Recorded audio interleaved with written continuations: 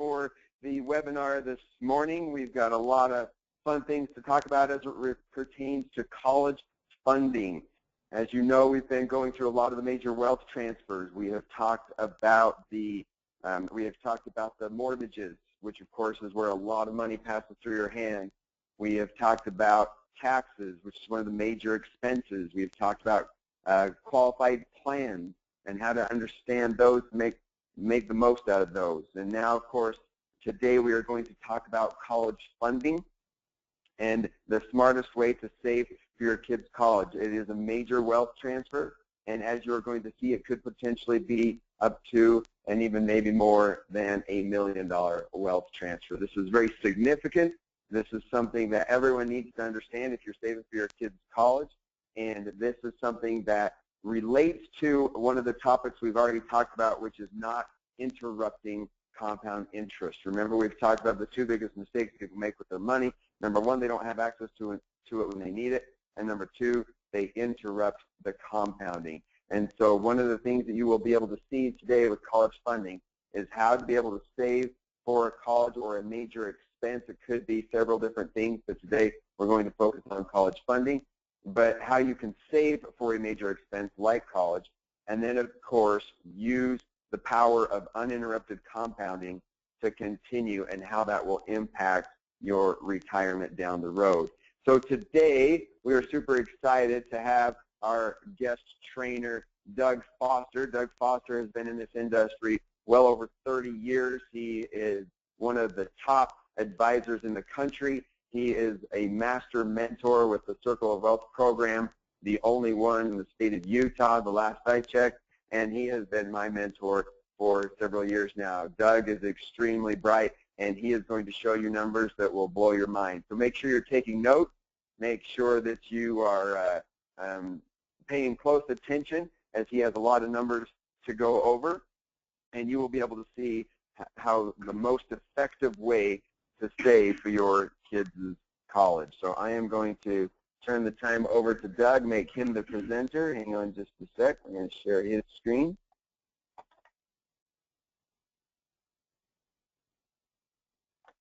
Okay, go ahead and hit exam.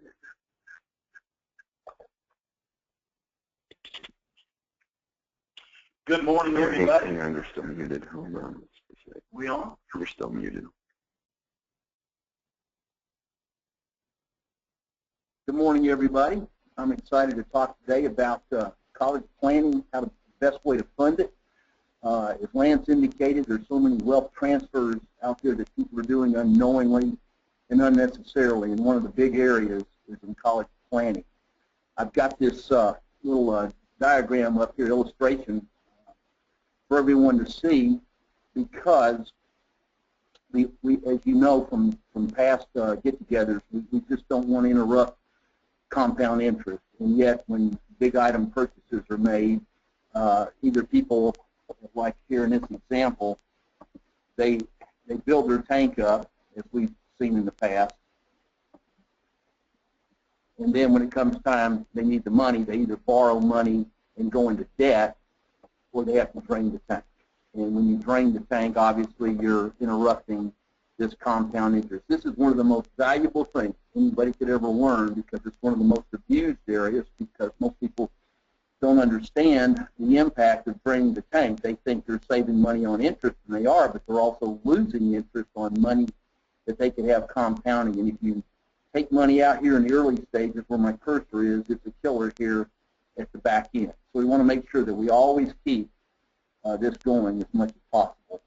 So anyway, and basically like it says here, we really all only have one 30 to 40 year maturity cycle to work with. And it says here, avoid killing maturity of money as much as possible for big item purchases.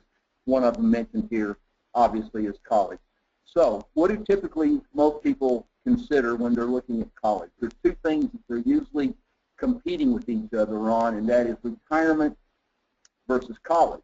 If they are saving for retirement, which is great, then there's, obviously they're not able to do as much for college. If they do planning for college, put money away for that, then that's going to certainly have an impact on the retirement. So most people feel and see, and given the way most people are thinking, there is competition going on there. I think most of the financial advisors would agree that I've associated and listened to that the first thing has to be retirement, because you don't want to get your kids all educated and then you don't have a retirement, and the saying goes, then you have to move into your children's basement because you can't retire. So what we want to do is we want to make sure that people have the information, education, to where they can see through efficiency is quite doable to do both. And so when people are looking at doing college planning, typically they're looking at Uniform Gift to Minors Act type funding, or very popular plans are the 529 plans. And my question would be on the 529 plan, who controls the 529 plans? And by and large, it's the government. They set the rules, and they change the rules, of course. And then where does the money go? Into a financial institution. And they certainly have their agenda. So you give a lot of control away to the government as well as financial institutions. And what we want to do, though we can't totally eliminate that, there's things we can do to provide more control to the consumer. And we'll talk about that today. So let's start off by taking a look at a spreadsheet. Any thoughts, Lance? Let's go over here. And if I can get this up here. All right, here we go. Make sure I've got the right one. I ran into some roads and stuff, and I was a little late getting here. Okay, here is, let's see. What am I missing here? Oh, I see. I got it. Here we go. So, this is a real case. This individual, 46 years old, wants to put away $100,000 over the next 7 years, so that he and his wife can pull out $100,000 over a 4-year period to help fund their children's education. So $100,000 divided by 7 is about $14,400. So in a typical 529 plan, we'd be looking at putting away the $14,400, and you can see we just took an assumed hypothetical rate of return of 6%. Now you might be wondering, why did we change this to 4? Well, with many plans in the United States, as you start approaching the time you need the money, you're required to start becoming more conservative, because obviously you don't want to have a lot of exposure to the market, then it crashes and now you need the money and the money's not there, or it's there but it's significantly down because of influences of the market. So then what we did, we kept it here at 4%, and basically we put 100 in, we take 100 out, so there's really 0 left as far as the 529 plan, but there's some residual here because it did earn interest along the way, and we have to put that somewhere else. One of my associates, and a lot of you certainly know who he is Don Blanton. And Don, you know, is head of Money Tracks and Circle as well. And Don always asks a question, and it's a great question, is what is the biggest problem with a 529 plan? And I always ask prospective clients this at some part in our interviews, and I yet to have had anybody give me the answer. That, and I also ask, you know, what's your exit strategy with retirement? I don't ever get an answer there either. So those are 2 areas you can really do some good with. So anyhow, the thing that's most damaging and detrimental to a 529 plan, the answer is you cannot put the money back. So here you have these tax advantages when you go by the rules, and there are rules, but now that you pull this money out, you've basically drained the tank, and you've interrupted compound interest, and you cannot put the money back. So what happens is basically now we've put our 100,000 in here, we've taken our 100,000 out, and now we've got this little dribble over here. Well, it's not a dribble, it's $34,000. But let's just say we let that money grow in a different account, earning 6%, which is fairly generous because that's a linear 6%, which would probably not be the average, but it might not even be the actual. Actual could actually be less. But let's just say it's 6. 6 is pretty good if you're looking at actual after fees, taxes, you know, volatility and all that. So I don't think we're overreaching by using 6%. So if you did 6%, you know, around here at age 70, there's a reason why I'm using age 70 in this scenario, and you'll see it in a little bit. But somewhere in here anyway, it doesn't really matter. You can see there's not much there. There's kind of a dribble, but that wasn't the intent anyway. The intent was to get the children educated in college. So now, here's what's happened. We've lost basically 7 years. I hate to use the word lost, but we had to delay or defer, rather, our retirement as far as the 14-4. Even if we're doing other things for retirement, there's still 7 years that we didn't fund retirement because this 14-4 went to college, which was a good thing, but it still was not part of the retirement calculation.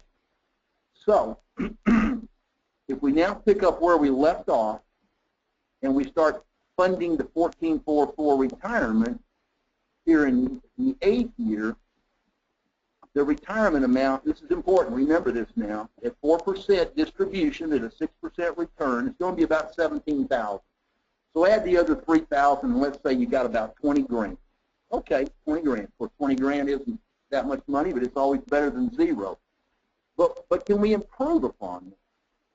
Well, there's really two scenarios, even though I'm going to show three. The second one I'm going to show is an alternative to the 529 plan, and then I'm going to have it in conjunction with the retirement plan to show you how working together through efficiency, it has a synergistic effect, and you really don't lose that much of retirement by doing it the efficient way. And it'll make a whole lot more sense when I show you what I'm talking about instead of just talking. Okay, so let's see. We're going to go to this second page now, and all this is basically the 529. It's not, I said that wrong. It's an alternative to the 529 plan. It's by no means the 529 plan.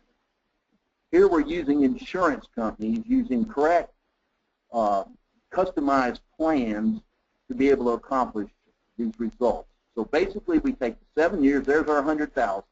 That's just like in the 529 plan, same contribution. But because we don't have to get conservative and because we don't have to follow all these governmental rules, there's a few things that happen. First of all, let me click on this. Just a second here. See what my notes were. This is important. As the student approaches college, none of this money is required to be disclosed to the IRS, the government, or colleges to reduce the amount of aid in the form of grants, loans, and scholarships the student may be trying to obtain.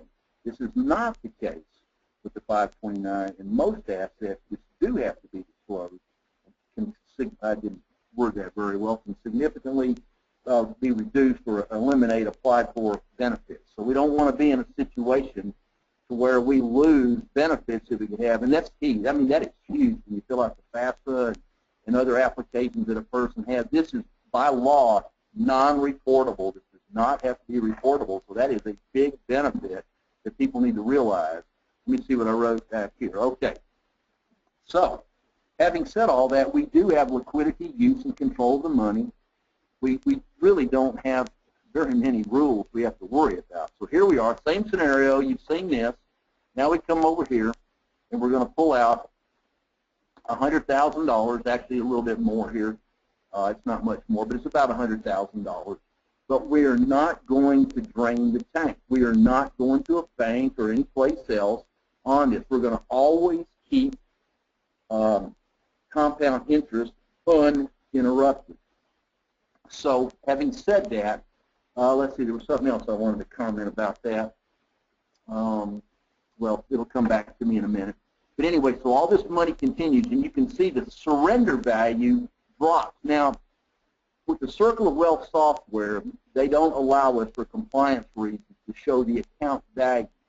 I'm here to tell you, though, as you see these account values growing here, they continue to grow, and they're huge. They get bigger and bigger and bigger, just like in your home. Whether you have a mortgage or you do not have a mortgage, that has no impact on the value of your home, which you can borrow against. Real estate in this type of instrument are really the only two major ways that you can borrow against an asset. You can borrow with other assets, but there's severe limitations and restrictions that you don't have near the extent that you have, or that this does not have near the extent those other ones have. So anyway, having said that, we've continued to let our account values grow. And again, we're showing a small amount here. It's a much bigger amount, as I indicated, in the account value. Because one of the things we'll say is, because this sounds too good to be true, and you know, the old saying is, if something sounds too good to be true, it probably is.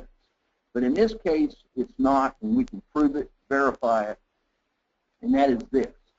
If you told somebody that we can tell you that we can put in $100,000 and then take out $100,000, 20 years roughly after we've taken out that $100,000, we could create nearly $1 million of tax-free income over another 20-year period. They would say, you know, you're kidding me. What are you smoking? What's the catch? You know, this can't be. And that's not true. It can be. And the reason is again, we've never interrupted compound interest. We did not drain the tank. The asset continues to grow. So we borrowed this out here against the policy. We're showing a worst-case scenario because this instrument is capped with a 6% loan. And right now it's at about 4.5. So this is, we're going to show you that this is at a 6% loan and what happens. Now we're also showing the same return that it's had for the last 30 years. So and so we're not, you know, throwing up any pie in the sky numbers or anything like that. And over a 30-year period, you know, things tend to average out in the market. So here we go. Now we're looking at age 70, we're going to pull out about $45,000 tax-free money. And over the next 20 years to age 89, which is really the 20 years, because we started pulling it out in 70, it's a little over $1 million of tax-free money we've pulled out. And then let's say a person passed away, here comes another $500,000 tax-free. Now my question is I mean, it's pretty much a no-brainer between this and the 529. We can put the money back. Matter of fact, see right here where it ends at 14.4, we can just continue putting this money back all we want, and I'll show that in just a minute. But if we never put the money back and we did the same money's contributions going into this plan as the 529, unlike the dribble that we showed before, I mean, this is significant money. It's tax-free, and this was never for retirement. This is just great. This is just to supplement retirement. But I would submit that over a 20-year period, $1 million isn't chump change. And then upon death, here comes, you know, another tax-free benefit. Plus, you have liquidity use and control. You're never interrupting compound interest. Now, here's the big thing. Because we know we have this coming, say, at age 70, somewhere in this neighborhood, could we not be a little more aggressive with some of our other retirement money? Because we know we're going to have this to supplement our retirement. So I think that's important, and again, a terrific benefit. And so, make a long story short, and I'll show you here in just a minute. Let's go to this other scenario, and then I'll get back to the long story short. Here we go. This is really the second scenario. This is just showing you the alternative. Let's go over here now, and let's say we never stopped the money. We put this money in for college, and we're going to use it for college. But we're also going to use it for retirement. Now, something else I need to mention, and that is this money that's been pulled out for college here. Now, if you're in some type of a government loan, banking loan, any kind of loan for college, isn't it fair to say that in most cases that when you get your degree and you finish, I know I have some family members where, well, one where he went out of state to medical school, and when he finished, he had to start paying some money back, not a huge amount, but had to start paying some money back, and then later more money back. But the bottom line is, when you get a degree for some of these loans, you have to start paying money back, whether you're going to do ongoing education or whether you can't get a job yet because of the marketplace or circumstances or what have you. financial institution wants their money back, and they want it, then. In this scenario, mom and dad have the decision. They can decide that they never want to, that this is a gift, basically, that they're never going to ask the kids for the money back, and that's the scenario we've shown here.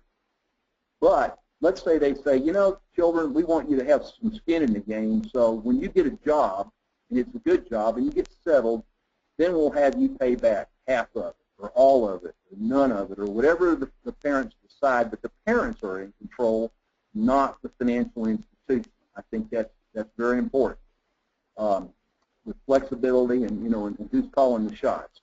So I wanted to make mention of that. So we're showing here a situation here where it's never paid back. We know from past webinars we've had that almost everything where you borrow against it, you put it back. But if it's for college or if it's for retirement, and there may be some other exceptions, but those are the main two that you don't have to put it back. With retirement, of course, you don't put it back.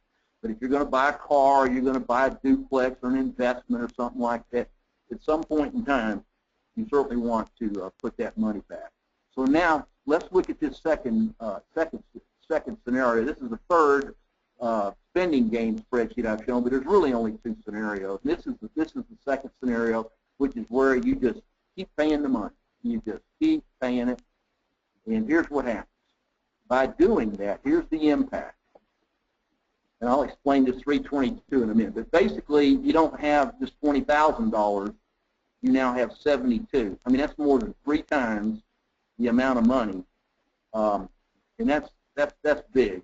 So here's the thing: with the same money, with the same 14.4 going in, we've now tripled the income, and this is tax-free money. So if you take the 72,000 and you gross it up for before tax, it might be around 100,000 or 90,000. And then if you did the old, take the 4% that a lot of the brokerage firms say through the Monte Carlo study, take your 100,000 and divide it by 0.04, you'd have to have $2.5 million to crank out $100,000 of income. And you can see here we don't have anywhere near that much money, so it's a lot easier to get to here than it is the higher figure that I just stated. And here you can't ever go backwards. With the other one, you can, and it's a lot easier to get to this number. And when people retire later, they're more fixed on income, and then if they have a big item purchase, they certainly have enough money here usually to take care of it. And then obviously here, there's no magic here. We just went 10 years out and then bumped it up again because the surrender value was higher at this point, and we could do that. Obviously, if their life is going to be cut short, they can take more money here. They take more money along the way. They just have to kind of watch this column over here. So now, I guess to bring this kind of to kind of conclude in effect, is there is a significant amount of money here that I've indicated. You've got the liquidity use and control. You have all these other benefits that basically I've alluded to along the way, and you've done it with the same dollars going in. But does most of America know this? Is most of America doing this? Is there any holes in this that anybody could poke at? I would love to, through any questions that people might have, see if there's a hole in this, because I haven't ever had anybody yet that's poked a hole in it, because it's pretty solid and verifiable. Lance, can you think of anything else regarding this that I've missed, or I just kind of shot from the hip today going over these spreadsheets?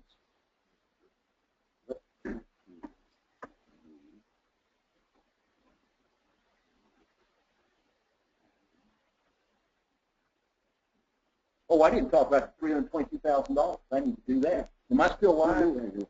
Okay, let's talk about that 322. That's kind of a major thing there, and I almost missed it. Let's see. Let me get back over here.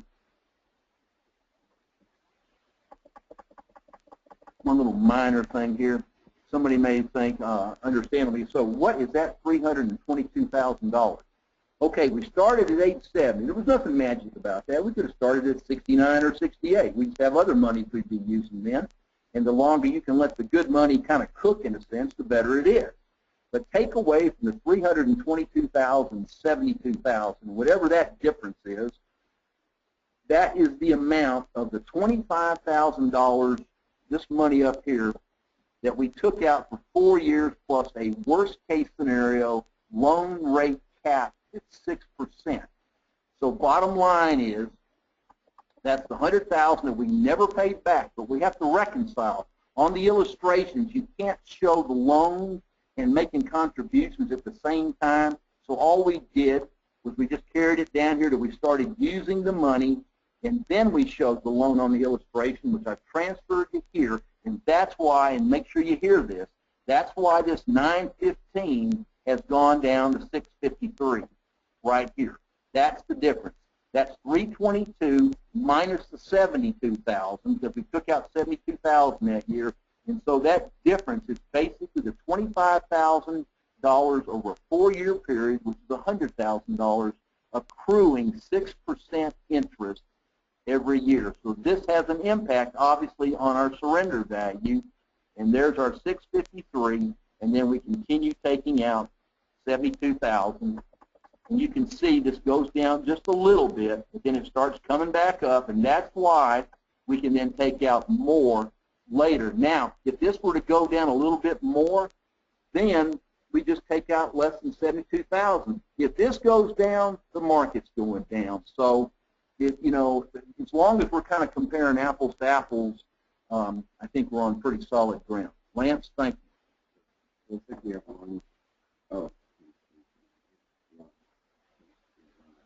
Ron Glover? Oh, back to 322. Very good.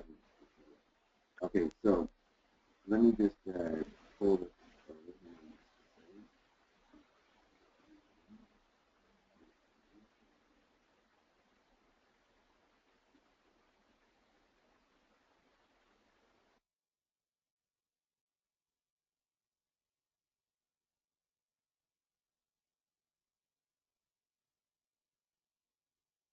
Okay.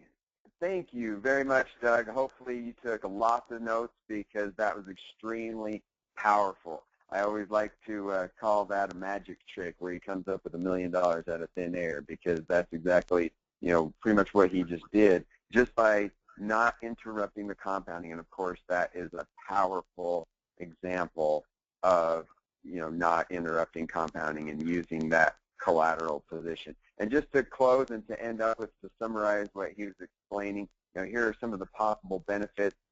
And you can see, of course, creditor-proof, guaranteed growth, tax-deferred accumulation, tax-free use, so on and so forth. And we look at all of those benefits, and we go through all the possible scenarios, like the 529 plan that Doug mentioned. You can see that there are some of those benefits available. The Coverdell plans, you can see there are also some benefits there. The prepaid tuition, the UTMAs and the UGMAs account, and the stock or mutual funds obviously don't have nearly as many.